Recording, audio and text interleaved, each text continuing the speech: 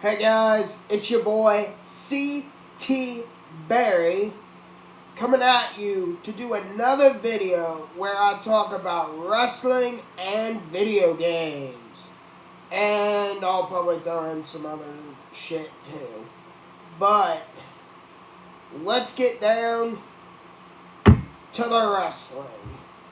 Alright, so let's start with AEW. I love AEW. I went to a show in Charleston back in August of 2022. It was an absolute banger. I loved it. But Tony, come on, dude. With these surprise announcements you got, bro, that was so underwhelming. I mean, I love behind the scenes stuff. Especially as a guy who wants to get into the business and learn about this kind of stuff. But dude, do you really have to have a big announcement on live TV saying, hey, we're going to have a show at the Dynamite that goes behind the scenes? It's like, bro, you literally could have just announced that online. And you had Adam Cole do it for you. Now, don't get me wrong. I love Adam Cole. I've watched the guy since his days in Ring of Honor. When him and Kyle O'Reilly and Bobby Fish debuted in NXT, I was in my chair screaming like a fucking schoolgirl.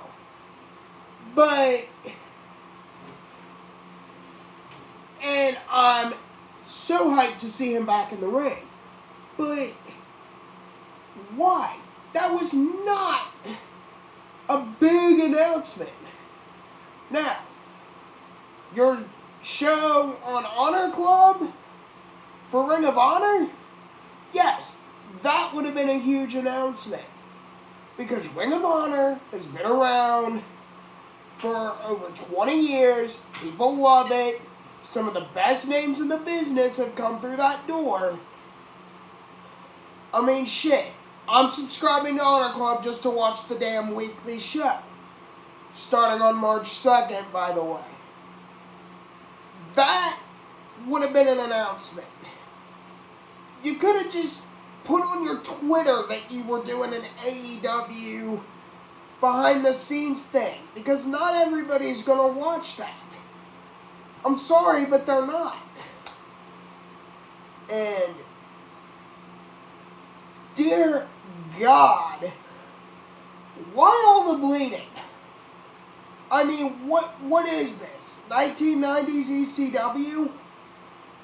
GCW? CZW? I mean, come on. Bleeding does not tell a story. I mean, I love violent wrestling matches. I mean, but you don't have to have everybody bleeding like a stuffed frigging pig getting ready to go to the slaughterhouse on every frigging show. I mean, especially with Moxley. Like, come on, dude. Like, why? Why do you have to bleed every show? It doesn't make sense. I mean, shit, I don't agree with a lot of Jim Cornette's takes, but I listened to an episode on the Dude's podcast today with one of my buddies, and he brought up an excellent point that it's like Jon Moxley's bleeding like a stuffed friggin' pig, and Claudia being, Mr. Polite Guy, and cleaning everything up. You know, it's just like, come on, dude. Like, I love the Blackpool Combat Club. Like, the Texas Death Match that's going on at Revolution between Hangman and Moxley, hell yeah. Have them beat the shit out of each other. Have them both bleed. Texas Death Match, that match is destined to be brutal. I mean, a one-on-one match doesn't need to have bleeding in it. Every freaking week. Doesn't need to go down like that. And the other thing with AEW is you don't tell long-term stories.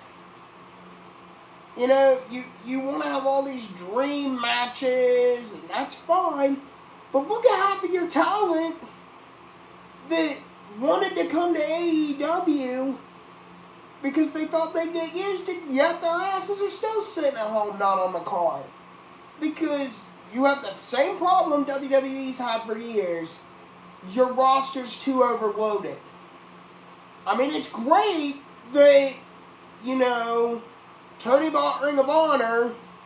You know, Ring of Honor's going to be probably good again. And hopefully some of the talent will go there. But it's like, nah. Like, they're all on Dark. I mean, and no disrespect to the talent on Dark.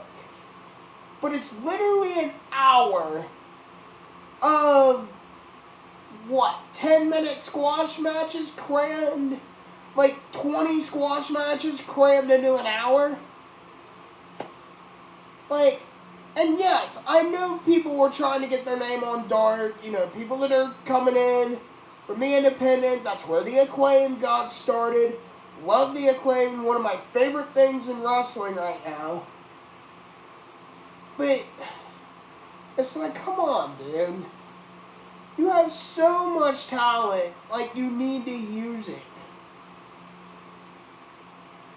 Like, I mean, WWE and AEW both have wasted Keith Lee. I mean, Keith Lee, in my opinion, is one of the best talents in the business right now. Why is he not on top?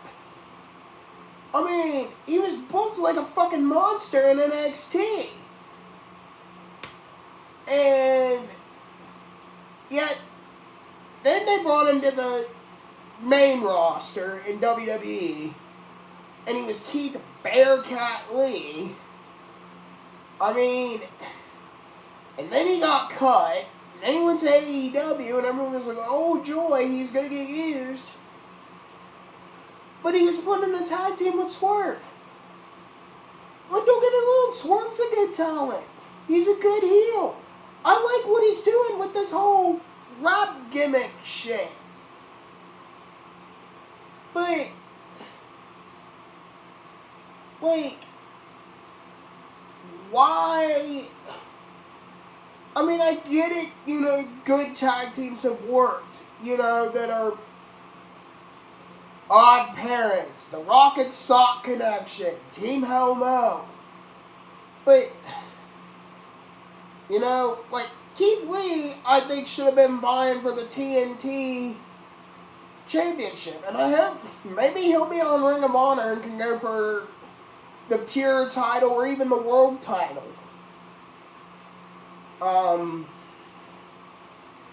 But I brought up WWE a couple times, so let's go into WWE. Why in the hell are we getting Brock Lesnar versus Almost?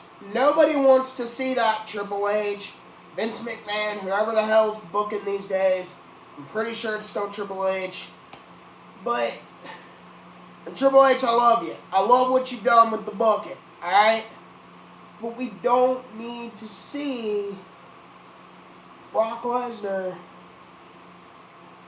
and Almost. Two styles that are not going to match. I mean, don't get me wrong. I like Almost. He's big. He's powerful. Whatever. But, God, he is so green in the ring. Like, you've literally just gave him squash matches ever since he's been there. I mean, the best matches he's had were with Lashley. I mean, with Strowman, if you even want to call that a match. I mean, no, we do not need to see Brock versus Almost, and I think I can speak for just about the entire wrestling fan base that's like, hell no, we don't want to see this shit. But we want Lesnar and Lashley in a clean match. Not a no disqualification, not Lesnar being clunked in the head with the WWE Championship. Not him getting disqualified with a low blow. I mean, I think that was a good finish because, you know, it could build up like, oh, like, can Brock actually beat Lashley? Is he strong enough to break the Hurt Lock? You know, like, they're building up Lashley like how Chris Masters was, like, back in, like, 2007, I think it was. You know, when, like, oh my god, nobody can break the Hurt Lock. And then, what did Lashley do? He freaking just broke out of the damn thing and stared Masters in the face like, I just broke your move, bitch. Like, come on. Hopefully my neighbors don't think I'm on the phone with somebody and call the cops, because I'm sitting here passionately talking about wrestling. But, nah, we need a clean finish with Brock and Bobby. And I said how to do it. Put them in the fight pit. Let them do what they're both good at, which is MMA and wrestling, and just let them beat the shit out of each other for 20 minutes. I love what they're doing with Brock. This whole Cowboy Brock thing, I love it. It brings out more Brock, because I know Brock's into all that outdoorsy fun stuff. You know, but we need a clean finish with that. And let's look at the bloodline. Alright, I'm probably going to get hated all over by this comment, and I like Sami Zayn, I do, but he's not world champion material. He's Intercontinental United States at best. I mean, you know, I think Cody is going to be the one to take it from Roman. You know, Cody went out for years on the independent scene, made a name for himself, proved he was good, proved he just wasn't Dusty's kid, and, you know, started AEW, which, again, I was shocked to see him come back to WWE, because after all the bashing and shit of WWE that AEW did while he was there, and that they still continue to do, which is not necessary at all. I mean, look at what happened to WCW. And I was 3 years old when WCW went out of business. And it's just like, nah, you don't need to do all this damn bashing. But why? I forgot where I was going with this. But, Cody would be good to take the belt off of Roman. You know, and you could start the story. Let's flash back to 2013, when Cody and Goldust got their jobs back. Anyone remember that? Cody could come out to Roman and be like, I was the first to pin you on the main roster. Because they're not building a story with this. And Cody is world champion material, in my opinion. Because, you know, I know everybody's like, oh, I like all these big guys being world champion. No, I like the all-arounders that can do a little bit of everything. They can put on a 5-star classic with one another, like AJ Styles, Seth Rollins, Johnny Gargano, Tommaso Ciampa, Edge, just to name a few, to be world champion. Like, that's just me. That's my fan of wrestling. And I love Roman Reigns, but the dude's beat up. You know, he deserves to work the part-time schedule like what Brock does. But he doesn't need to be world champion. You know, him coming back every once in a while to do a little feud, yeah, that's great. But he doesn't need to be world champion. And Sami, in my mind, is not it. You know, Could he be a good Intercontinental Champion? Yes. Could he be a good United States Champion? Yes. Hell, could he be a good Tag Team Champion? Yes. Could he be a WWE or Universal Champion? No. But, you know, and I like the jabs that Paul Heyman's taking at Cody, bringing it personal. I think that's good. But there's been no real story, and we're like, what, 40 days from WrestleMania? And you're still on the whole Bloodline, like, oh my god, the Bloodline's crumbling. And I love the Bloodline story. I've wanted a meaningful faction with Roman Reigns and the Usos for years. And I know they've teased it.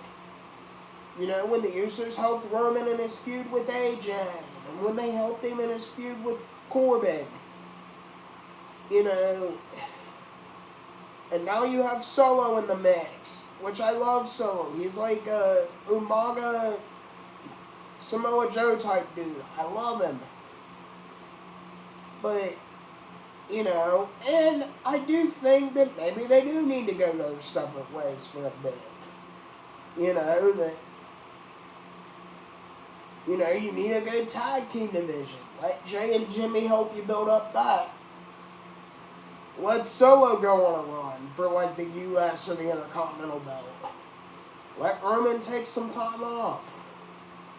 You know, but let's look at NXT. I mean, one of my favorites down there right now is Carmelo Hayes. You know, this guy is an all-around 5-tool player in my mind. And truthfully, and I love Braun Breaker as well, but I think they're going to bring him up to the main roster after Mania, is the guy to dethrone him. Especially his alliance with Trick. Carmelo, he could cut a promo, he could go in the ring. He would be a good NXT champion. And Lord Grayson Waller is the perfect heel. Yeah, the guy drives me up a wall, but that's his job. And he does it really well. Looking at the women's division, Roxanne Perez. I do like Roxanne Perez. You know, I was impressed with her when she dropped in that match where she dropped the ROH belt with Deonna Purrazzo on Impact Wrestling. You know, I think, you know, she is small, but, you know, I think, given how young she is, like she's younger than me, you know, she could be good in the business. You know, and she was trained under Booker T, and Booker T has a great deal of knowledge about this business. So, you know, I think she could be good. You know, I liked what they did breaking off Toxic Attraction. I think that died when Mandy Rose got fired. Which, I love Mandy Rose. I don't understand why they fired her. You know, that whole spiel with OnlyFans, whatever. But I love Toxic Attraction, but I do like the Jannetty Shawn Michaels twist on that. You know, where she kicked Jannetty, or not Jannetty, where Jacy Jayne kicked Roxanne, kicked Gigi Dolan into the door. You know, I think that was great. You know, it was kind of like the nod to the barbershop segment where Shawn Michaels threw Jannetty through the window and then ripped that Rockers magazine in half. You know, which I hope they don't bury either one of them. I think they're both extremely talented, and hopefully they have a good feud. And so, with that in mind, let's go to Impact Wrestling. I think Impact's very underrated. I think it's been very underrated for a lot of years. People are not giving it a chance. You know, people still think, oh, it's still 2014, 2015, but it sucked. No, Impact's really good. I mean, yeah, they have a lot of older guys like Dreamer and Swinger, and they even bring back that Demon dude that was used in WCW, the Gene Simmons knockoff. But they know how to tell a good story. Josh Alexander, one of the best wrestlers in the business. Rich Swan's done a phenomenal job since he was fired from WWE and went there. Heath does a good job.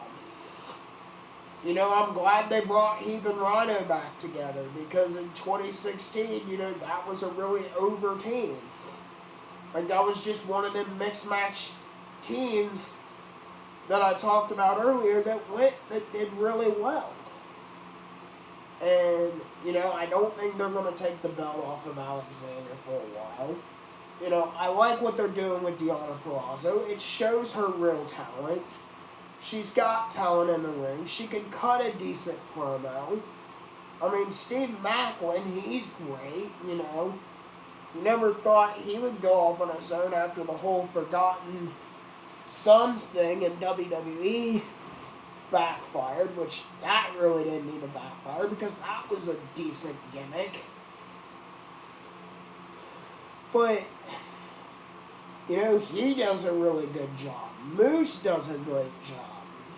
He's one of the best heels in the business, in my opinion. Them bringing Bully Ray back. I mean, yeah, Bully Ray can be a freaking douchebag, but, the guy is one of the best heels in the business. And I think that Impact does a good job with incorporating the talent that they have into decent stories. Now, I don't know if I'm behind Santino as the whole director of authority thing yet, or whatever the hell they're doing with him. I mean, I'm more of a Scott D'Amore guy. I like what he's done with Impact Wrestling. My favorite days of Impact Wrestling were like the, Fortune versus Immortal days.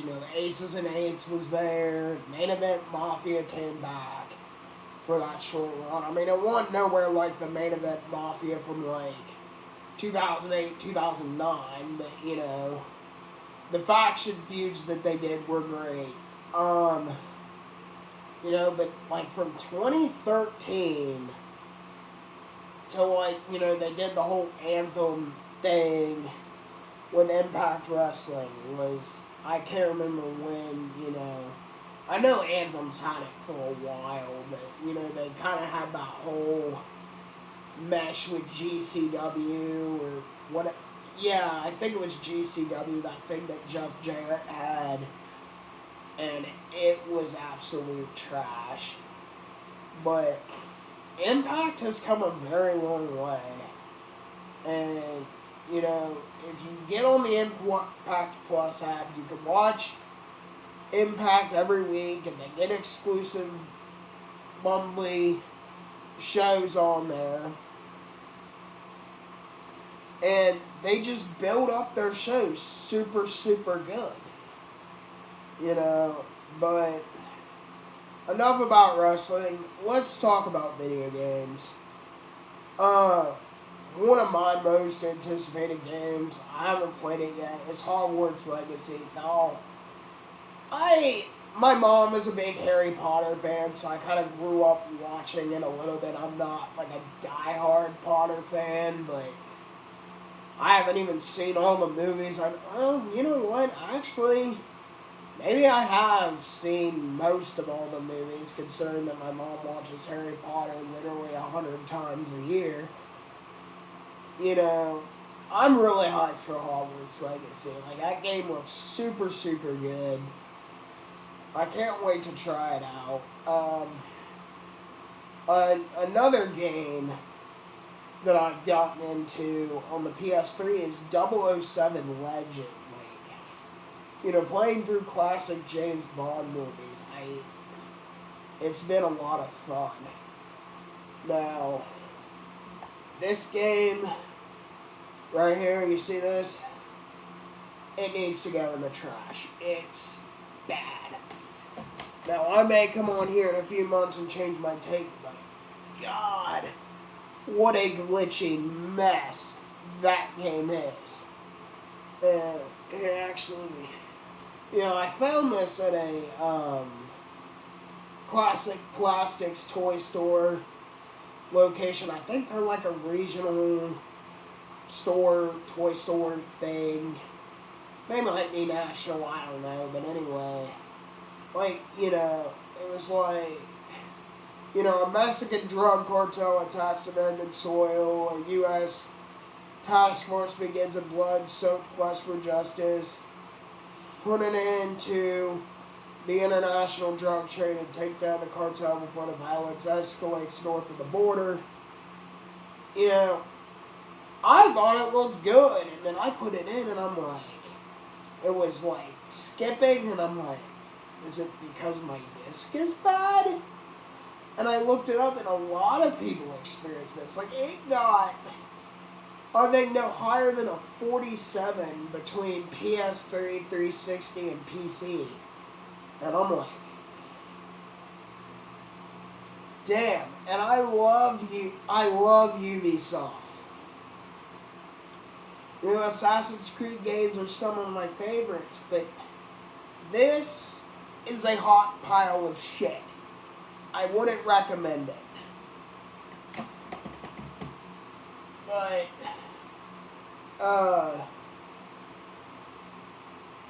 then another one I'm looking forward to, I actually downloaded it, it is on Game Pass, is Atomic Heart. Anything that has to do with Russian takeover, or anything with the World War II era, Cold War, I'm all about it. I love history, so I'm really looking forward to that game. And I'm really looking forward to playing the new SpongeBob game. Even though Battle for Bikini Bottom, love it to death. I need to replay it, even though it made me almost want to pull every hair on my head out. But, and I know people were saying, like, I think it was GamerAxe didn't said it won that great, but I'm looking forward to playing it on my Switch. And so those are some of the games I'm looking forward to playing. I'm trying to think if there's any other games coming out here soon that I'm looking forward to. Oh, the new WWE. It comes out March 12th, I think, or 14th. Yeah, I think it's the 14th for the deluxe edition. But that, I love doing the Mirage stories in there. That was absolute fun. Some good stories in there. The girls one had some especially good stories, and they were a lot longer, it felt like. So I can't wait for that. Hopefully they don't, like with the showcase, like where you're playing as John Cena's opponents who have beat him over the years, they don't do like, flashbacks to the matches and Cena or whoever recapping the matches. Like, no disrespect to Rey. I mean, one of the greatest legends, luchadors in this business, in the wrestling business. But, like, did we really need to do the recap of the match and then show highlights of the actual match? I didn't really care for that, but that's just my personal opinion. I'm a fan of replaying the older games, like SmackDown vs. Raw 2010, 2011. Those are the wrestling games I grew up with. It's the only main reason why I invested in a PS3 and an Xbox 360. is just so if I ever found those games for either system out in the wild, I could play them. But, guys, this thing's been going on for like 30 minutes, and that's just my view of what's going on in the wrestling world, and, what I'm looking forward to in the video game world. And before I go, I forgot to talk about New Japan. I've been watching that on Access TV for a while. It's good. I like it. Kazuchika Okada, I think that's how you say his name. He's slowly becoming one of my favorites. I love Jay White. I'm shocked that Sasha Banks or Mercedes Moné, whatever she's going by now, went over there. I thought she'd eventually come back to WWE, but now I guess she beat Kyrie, which has been one of my favorite wrestlers for years, for the IWGP Women's Championship. So I was kind of surprised to see that, and then people were jumping all over her ass because she's like, I'm going wherever signs me the most money. It's like, dude, she's earned her money. She's a multi-millionaire. She's going to be like LeBron James and, everybody else that's a mega celebrity athlete. They're going to go where they're offered the most money, and that's just that. So, I don't really have much to say about New Japan because I'm still kind of learning about it. So, that's just what I've seen so far. But if you'd enjoyed this video, like, comment, and subscribe. And I will see you guys next time.